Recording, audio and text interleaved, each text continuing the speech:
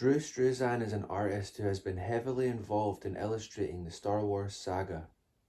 Struzan credits his love of drawing to the fact that he grew up poor and only had toilet paper to draw on at the time. He would go on to create album cover artwork. His film posters began to appear in 1975 for B-movies. His talents grew in demand until he was commissioned to do a poster that would establish his work in the public eye forever. Struzan collaborated on the affectionately named circus poster for the 1978 re-release of Star Wars. George Lucas has claimed that this was and still is his favourite Star Wars poster. Struzan was also responsible for the Revenge of the Jedi poster and the Caravan of Courage Ewok adventure. Regarding the former, when asked about the creation and design of it, he said, "It was about combining two opposites, power and beauty, in the same piece."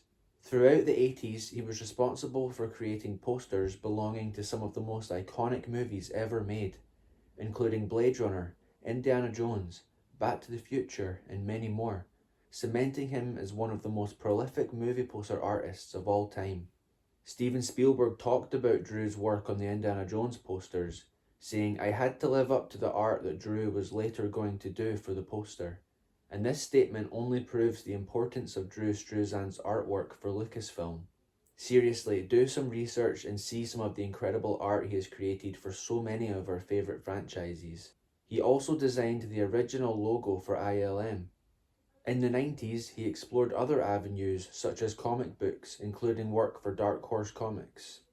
No stranger to Star Wars, Struzan had painted the posters for the special edition theatrical release of the original trilogy. Star Wars, the special edition. Special for me, special for the audience, special for George Lucas. And everybody wants the job, and who's going to get it? I had no idea. I got a call late one night, and I mean late, like 9 o'clock at night. The phone rings. Usually I don't answer that time of night, but I was glad I answered this time. It was Lucasfilm. So the film's going to come out in like a month. We have to get the poster distributed, printed, and painted. So do you think you can paint a picture in a week? For Star Wars special edition, you bet I can.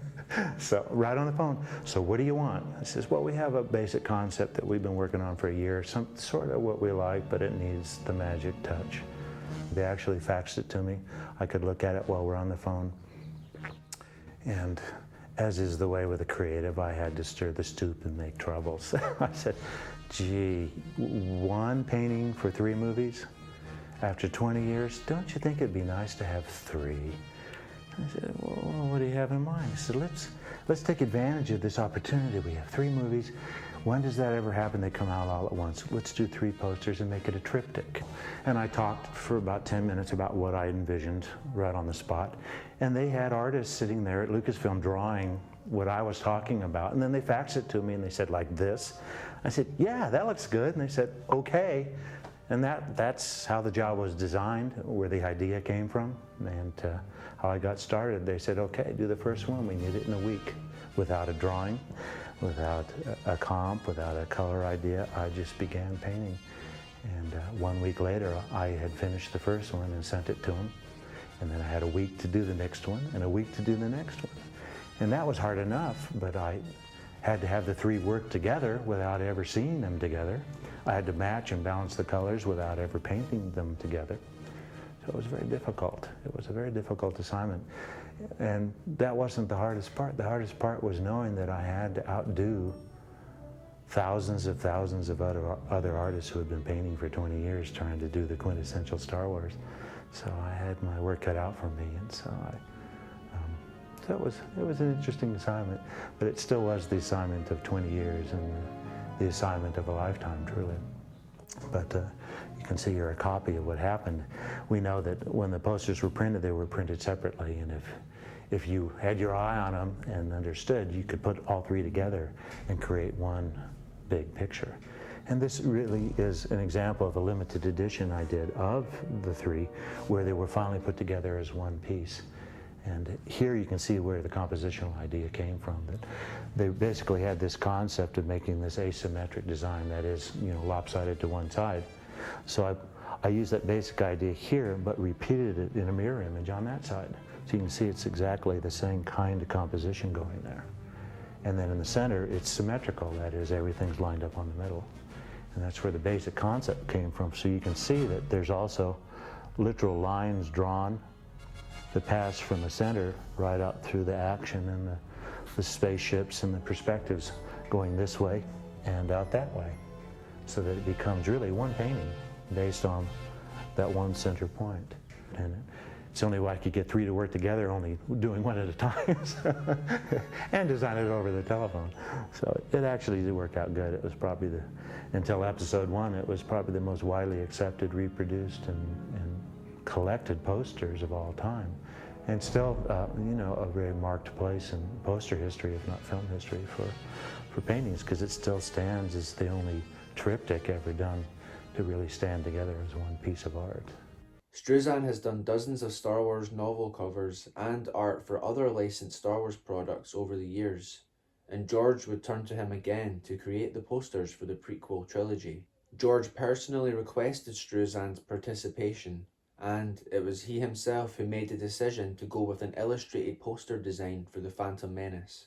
Those who still want to reach people's hearts and imaginations aren't really doing it with photography like they are with art.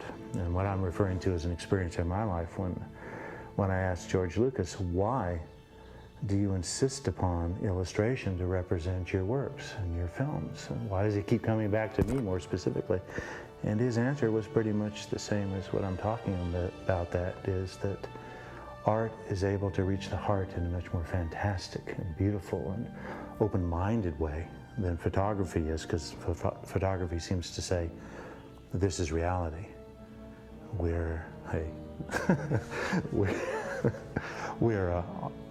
Art is able to reach the heart and open the mind rather than limit it. So George feels that way.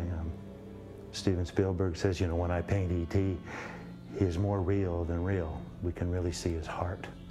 And that's what art directs its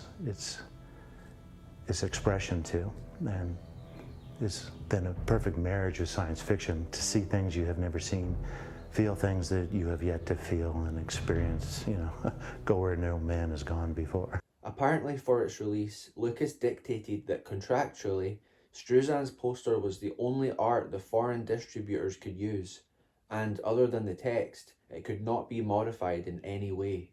Struzan said, "This poster for episode 1 was a first in many ways. I was told that in the 60-odd countries in which it screened, the poster went unchanged. The same poster, the same art represented the film in every country." The first stage of research for Struzan was a visit to Skywalker Ranch to see a rough cut of the film. Struzan said, "Imagine getting to sit in a private showing of the most anticipated movie ever, months before the public gets to see it, and to see it in Lucasfilm's screening room." This screening gave Struzan an understanding of the characters, dynamics, and feel of episode 1. He was also provided with a number of pictorial references and the initial design developed by Doug Chiang. Struzan explains, "It was a derivation of some previous designs done for Star Wars.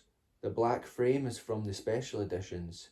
The big eyes of Darth Maul came from a successful book cover I did for a previous Star Wars adventure, Vision of the Future." George Lucas hung several of Struzan's pieces up all throughout his Skywalker Ranch. In 2015, Struzan stated, "I did comic book covers. I did a couple dozen book covers. I was kept busy doing Star Wars since 1977. It was never far away from me." You've done a lot of different kinds of things for us with all different kinds of demands. And then the fun part is that they've been all different kinds of scenes. You know, you get a sign like this, you're getting into minor characters. Jabba the Hutt's too minor a character, but it's still... Well, it was one of the rare times you didn't have to paint Han, Luke, and Leia. Right, or no laser swords. Yeah, so that was kind of nice for us. You got to do fat slugs and crazy little Muppet-type characters and a lot of crazy musicians. All of which are very memorable to us. Yeah. Oh, I like that picture a lot.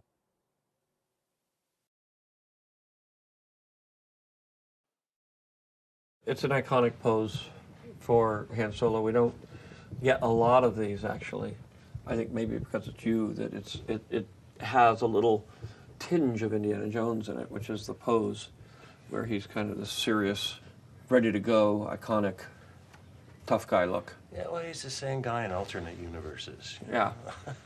But it's the holding the gun the way he's holding it, and and standing with his legs spread apart, sort of kind of ready to go. You know, it's We use the word I really feature in a lot of my work is iconic. yeah. I really like the simplified, iconic figures that emphasize their heroism or their beauty or whatever main characteristic they have.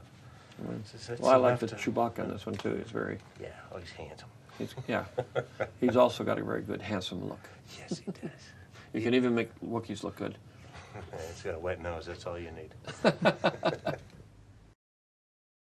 The best part of this one is, I mean, it's a great, composition and everything, but I like the fact that the rings around the flare almost look like paint, oil paint. I mean, the rest of it's very articulate, and it's much finer detail than oil paint. But this sort of has an oil painting kind of ring around it that is textural, as opposed to the rest of the stuff, which is not textural. And I think that's a brilliant move of mixed media. Oh, thank you. Well, George is a guy that appreciates art and painting. He understands a lot of the qualities that make it so wonderful. Between the movies and his mind and heart, this is what comes out of it for me. I enjoyed doing it. Darth Maul, what a character. Yeah. What a marvelous design, the whole concept. As a visual creator, George Lucas had a long-standing interest in the artwork of the expanded universe, and reportedly enjoyed reading the comics such as Republic and Legacy. And so my take on art is more culturally oriented, and I look at art as sort of as a way of judging a culture and understanding not really what it looked like or anything, but what the people were thinking and what the people were feeling and what was going on at a particular time. The comic books and comic art is a really strong and is very close to the pulse of the culture kind of art. And it's really a cultural signpost of the times in which it was drawn, which is, to me, the most important aspect of art. And I think it has it's a lot more important than, say, New Hampshire landscapes or anything like that. I mean, it really tells you what's going on in a country or what the people are feeling at a particular moment in history. And in that way, I don't think it'll ever die out. I don't think I think what is drawn today will become very important. It's the hieroglyphs or the graffiti of our times. He was also involved in the approval process for the art of Tales of the Jedi, approving or denying different designs for the project. Additionally, he would review and approve cover art as it came in, as is in the case of Drew Struzan's very own art for Timothy Zahn's Vision of the Future. Talking of his time working on Shadows of the Empire, Struzan said, "Looking back, I didn't realise what a big deal this project was going to be.